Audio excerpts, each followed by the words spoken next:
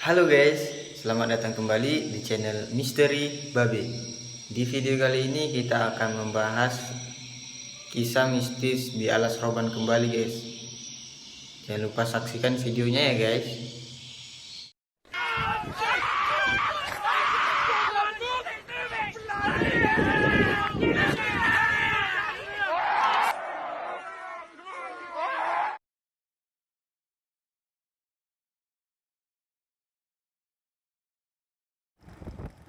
Ini adalah sebuah kesaksian yang dituturkan langsung oleh seorang pelaku yang memburu selendang kuntilanak di Alas Roban. Sebut saja namanya, pria ini adalah Suraji. Sejak usia remaja, bahkan sedari kanak-kanak, hidupnya tidak pernah henti didera kesengsaraan. Padahal, dia adalah tipe orang yang bekerja keras. Ketika bekerja di salah satu perusahaan, dia memang sedikit lega karena setidaknya dia sudah memiliki penghasilan setiap bulannya. Tetapi, karena PT menghadapi kebangkrutan, Suraji pun diberhentikan. Setelah diberhentikan dari pekerjaannya, Suraji pun terus berpikir untuk kelangsungan hidup keluarganya. Tetapi, betapa beruntungnya dia.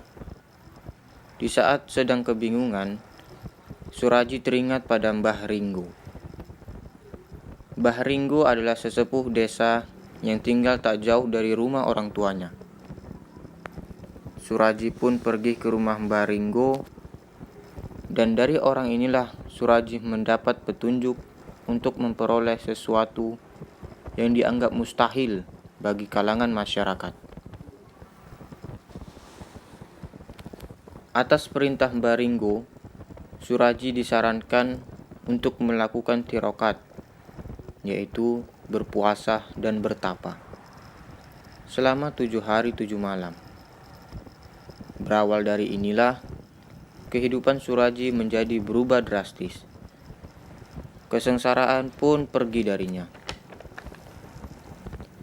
Banyak masyarakat, termasuk para tetangganya, tidak mengetahui jalan yang ditempuh oleh Suraji, sehingga hidupnya berubah, termasuk hal ekonomi.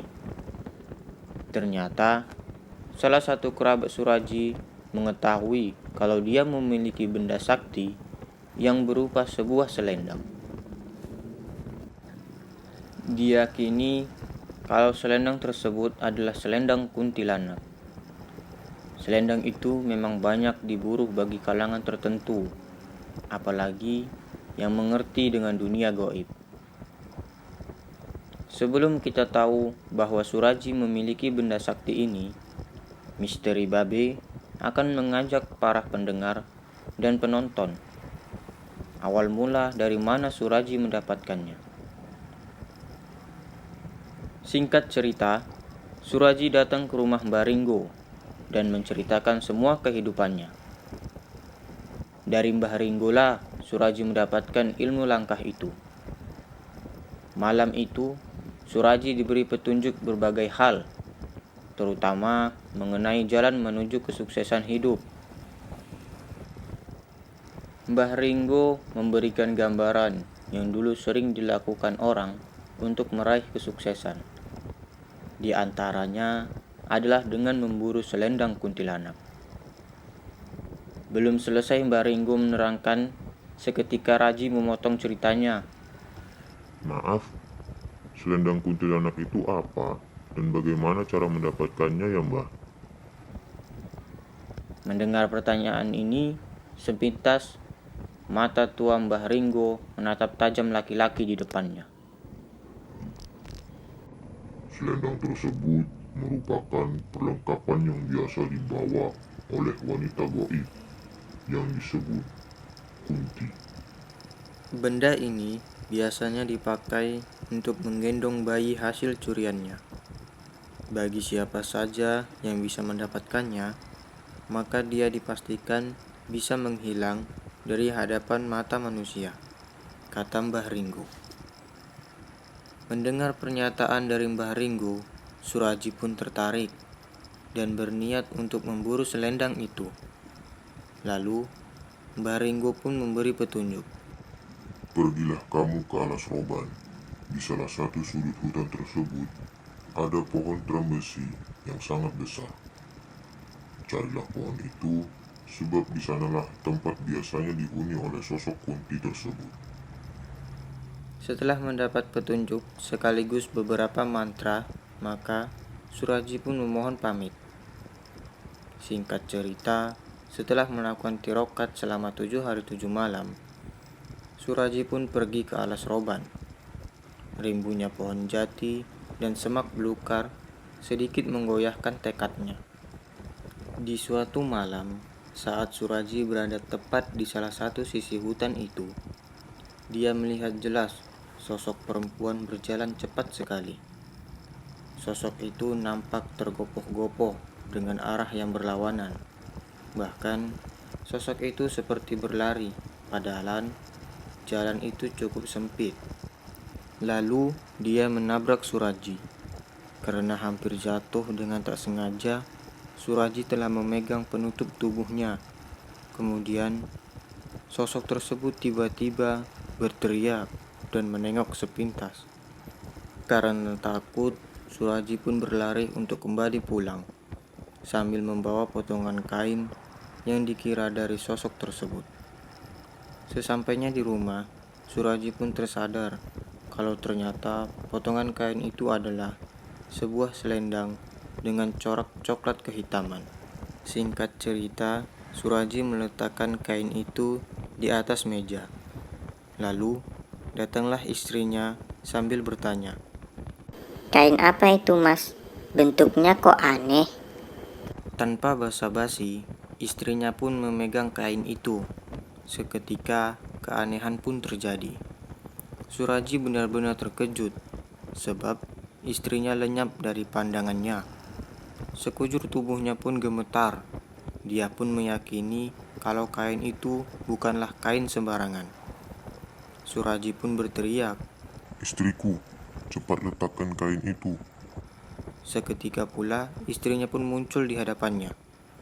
Setelah meletakkannya, disinilah Suraji meyakini kalau selendang itu adalah milik wanita goib yang dijumpainya sewaktu di hutan tadi. Pagi harinya, Suraji langsung menemui Mbah Ringgo untuk meminta penjelasan mengenai selendang yang diyakini selendang kuntilanak. Mbah Ringgo pun membenarkan kalau ternyata kain tersebut adalah selendang kuntilanak. Lalu Mbah Ringgo memberikan nasihat, di antaranya agar Suraji tidak terjerumus di dalam kejahatan, karena selendang tersebut bisa membuatnya menghilang. Pada suatu hari, Suraji iseng cuma ingin melakukan aksinya menggunakan selendang tersebut. Di sebuah pasar, dia nekat mengambil sesuatu guna untuk memenuhi kebutuhan hidupnya. Namun, lama-kelamaan, kejahatan ini menjadi kebiasaan bagi Suraji. Tak jarang, Suraji masuk ke dalam rumah-rumah untuk mengambil uang, perhiasan. Bahkan, tak sering pula Suraji tidur dengan wanita cantik di rumah yang ingin dia curi hartanya.